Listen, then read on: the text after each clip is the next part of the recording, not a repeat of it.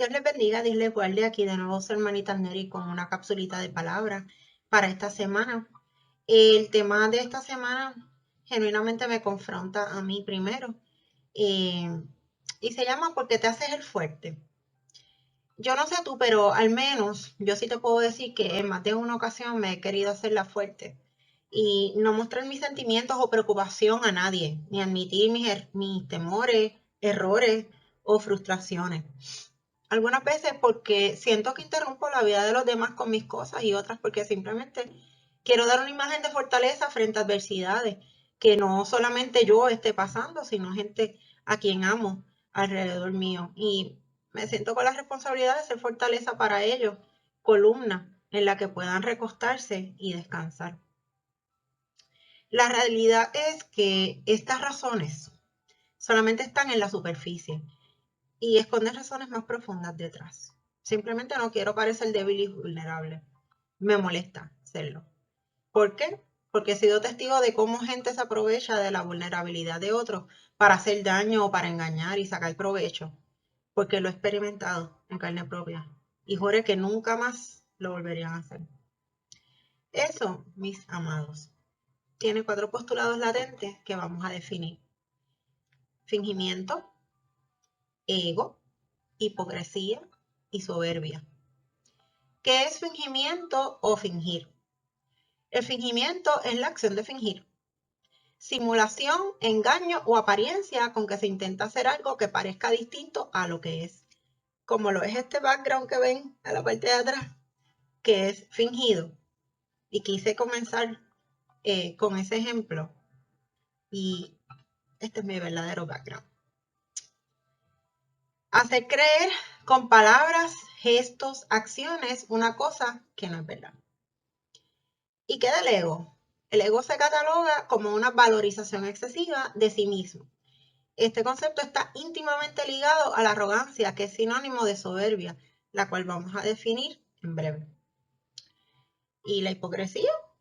Es la falsedad que demuestra una persona en sus acciones o en sus palabras, fingiendo o pretendiendo cualidades o sentimientos que en realidad no tiene o no siente.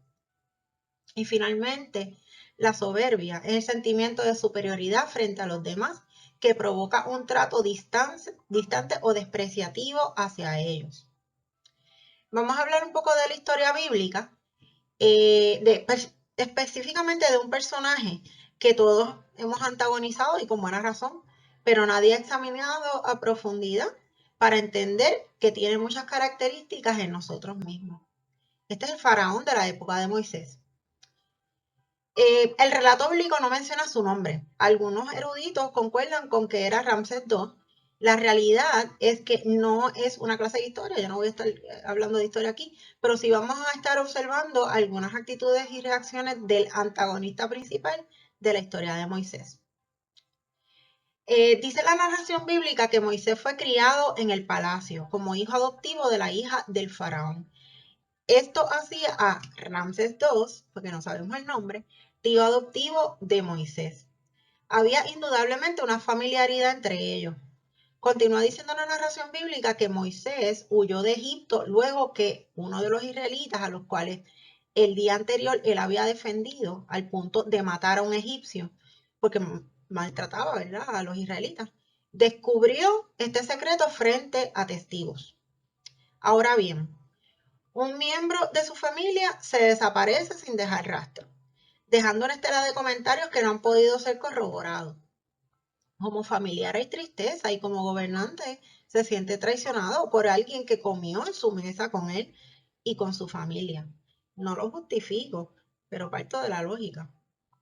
Luego de 40 años, ya ambos ancianos, regresa este familiar que había dado por muerto, retando su autoridad como gobernante, defendiendo a un pueblo que hasta ese momento había servido a los propósitos del país en el que se encontraban por 430 años, lo único que él había conocido como normal. Dicho esto, ya vamos viendo el panorama de manera distinta. Avanzando un poco en el tiempo y ante la exigencia de esta persona que inicialmente había estado de tu lado de niños hasta la adultez, que había vivido en tu casa, se le dio la misma educación que a ti y atenciones, hasta un título tenía.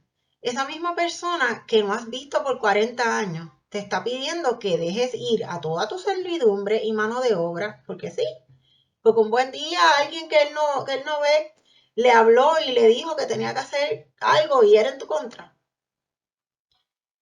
A lo largo de la historia bíblica, sin duda alguna, notamos que hubo incredulidad, altivez, terquedad, frustración, hostilidad e impotencia al final. Utilizó todo su poder para poder impedir que se llevara a cabo esa acción, e inclusive ya cuando a causa de toda su fuerza que hizo para llevar la contraria a la petición, perdió a su hijo primogénito y consintió a causa del dolor y el desprecio a que se fuera el pueblo de allí. Su soberbia pudo más y fue en persecución tras el pueblo que él entendía había ocasionado ese dolor inmenso. Vamos a cambiar el ejemplo. Pongamos que tú tienes tu casa, sea por los medios que la hayas conseguido, o la compraste con el fruto de tu salario, o pertenece a tu familia, o la heredaste, te la regalaron por el medio que sea. Y digamos que por razones ajenas a tu voluntad, te digan que tienes que salir de ella. Razones ajenas a tu voluntad puede ser que te hayas quedado sin trabajo y no puedas pagarla, que tu familia decidió que va a vender la propiedad y tienes que salir de los predios, etc. ¿Qué harías? Pongamos el ejemplo de un carro, un vehículo. Te has fajado pagando y de momento en la misma situación, te encuentras que no puedes pagarlo y vienen a recogerlo. ¿Cómo reaccionarías? ¿Qué tal una relación? Todo tu tiempo y esmero a una persona para que luego de varios años decide que ya tú no eres lo que quiere para su vida y decide irse. En otras palabras, te rechaza. ¿Cuál sería tu reacción? ¿Qué harías? ¿Reaccionarías como Faraón o reaccionarías como Moisés? Piensa tu respuesta porque es capciosa la pregunta. Moisés corrió y no supo enfrentar las consecuencias de sus actos, mientras que Faraón reaccionó de manera obstinada. Ambos tuvieron consecuencias. Ahora te pregunto, ¿por qué te haces el fuerte? La contestación correcta hubiese sido, me voy en oración y le presento la situación y mis sentimientos a Dios. Pero nuestra reacción natural es o analizar la situación a ver qué puedo hacer en mis fuerzas, con mi inteligencia o con mis capacidades, o es simplemente no pensar y reaccionar ante el daño o el atropello que estamos recibiendo. Ambas actitudes están mal. Quiero recordarte el final del faraón. Caballos y soldados fueron ahogados en el mar. Se quedó sin ejército, sin fuerzas, y la gloria que había tenido anteriormente murió en ese día. Sin su primogénito, sin su servidumbre, en fin, lo perdió todo. Moisés tuvo que pasar un desierto, desterrado, fuera de todo lo que conocía. Sin embargo, su actitud fue distinta y aunque sí pasó mucha adversidad y vicisitudes, al final, y por escuchar la voz de Dios, su destino cambió radicalmente, convirtiéndose así en uno de los mayores líderes de su pueblo, sacándolos del yugo de la esclavitud y la muerte. Aunque este es tema, ¿verdad? Para otra cápsula, pero los desiertos sacan lo mejor de nosotros y vemos la provisión y la mano de Dios obrando siempre a nuestro favor en esos momentos. Cuando queremos aparentar delante de Dios y los hombres, nuestra vida no mejora ni puede llegar al destino profético que Dios ha preparado para ti. No has reconocido lo que te aqueja, no has sido transparente, no has renunciado a tu ego. Esta actitud te aleja de Dios. Quiero dejarte con solamente 5 porciones de las muchas que hablan de lo que puede hacer Dios en ti, si vienes con sinceridad delante de Él y tu corazón contrito y humillado, reconociendo que has actuado mal y lo que te aqueja. Esto le abre la puerta al Señor para que pueda trabajar de manera poderosa en tu vida y transformar tu tristeza en baile, tu lamento en gozo y tu desierto en un oasis. Isaías 41:10, Salmo 73:26, Segunda de Corintios 12:10, Salmo 28:7 y el Salmo 44:3. Esta vez no las voy a leer y te las voy a dejar de asignación porque hay poder en la palabra de Dios y cuando abrimos la palabra y la decimos con nuestros labios, eso se convierte en fruto de labios y vas a ver bendiciones en tu vida.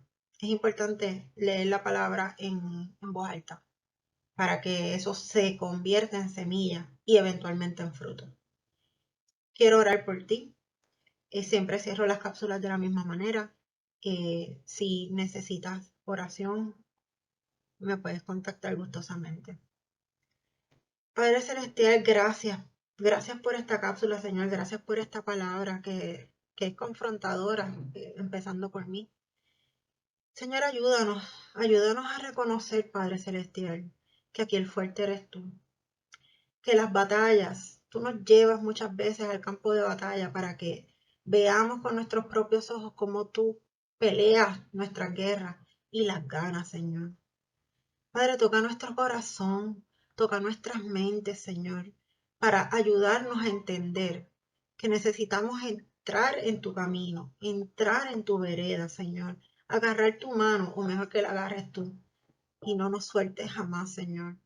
Ayúdanos a entender que tenemos que soltar nuestras cargas en ti, porque así dice la palabra, porque tu yugo es ligero y liviana tu carga, Señor. Gracias, papá, porque siempre estás, no importa en la situación en la que nosotros estemos, tú siempre estás. Tu amor, tu misericordia y tu gracia son muy grandes, Dios.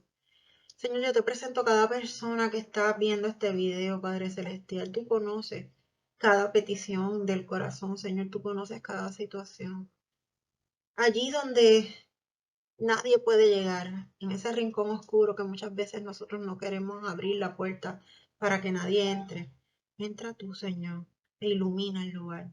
Te lo pido humildemente, en el nombre de Jesús. Amén. Si aún no has venido a Cristo, voy a poner una oración en pantalla para que la hagas en voz alta. Una vez la hayas hecho, te doy la bienvenida a la gran familia de Dios. Desde hoy, el Señor ha escrito tu nombre en el libro de la vida y te insto a que busques una iglesia fundamentada en la palabra de Dios para que procedas a congregarte según nos dice la palabra.